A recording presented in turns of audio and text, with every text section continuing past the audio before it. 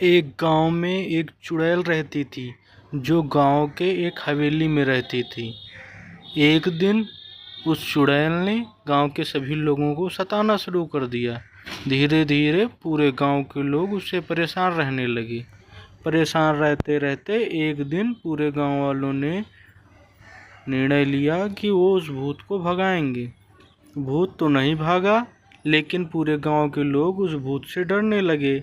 धीरे धीरे पूरा गांव उस भूत के खौफ से डरकर अपने अपने अपने घरों में रहने लगा।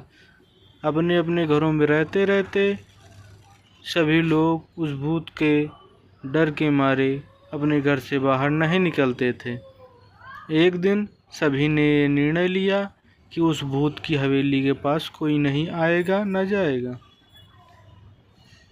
3 दोस्त, जिनका नाम रोहन, मोहन और सोहन था, उन सब ने मिलकर निर्णय लिया कि उस भूत को भगाएंगे। इसके लिए उन्होंने एक प्लानिंग की कि वो लोग उस भूतिया हवेली में जाएंगे और उस भूत को मारकर भगा देंगे। भूत को मारकर भगाने के लिए उन लोगों ने यह निर्णय लिया कि वो तीनों इसी रात उस हवेली में जाएंगे और उस भूत को मारकर वहाँ से भगा देंगे। भूत को मारने के लिए तीनों ने डंडा, तलवार और रोहन ने बैडमिंटन लिया। वो तीनों हवेली की ओर चल दिए। हवेली की ओर जाते हुए उन्हें डर भी लग रहा था, क्योंकि वो सोच रहे थे कि कहीं हवेली की ओर जाते जाते रास्ते में ही उन्हें वो भूत मिल ना जाए।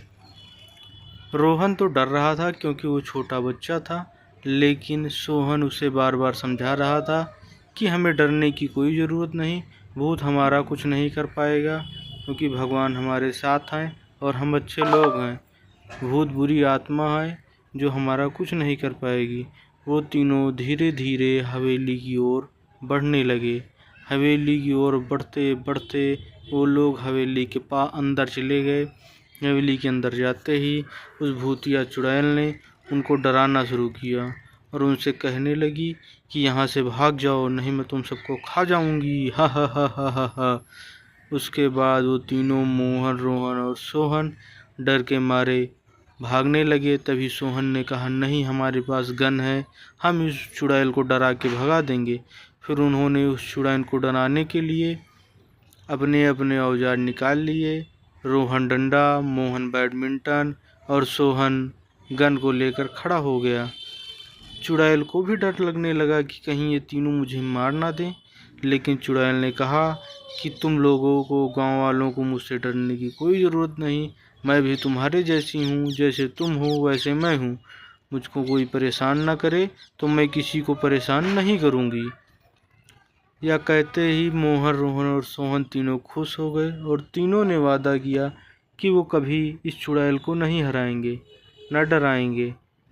यह कहते ही चुड़ैल उन तीनों से प्यार करने लगी और उसने कहा, ठीक है, हम अब कभी यहाँ नहीं आएंगे, ना चुड़ैल हम लोगों को परेशान करेगी।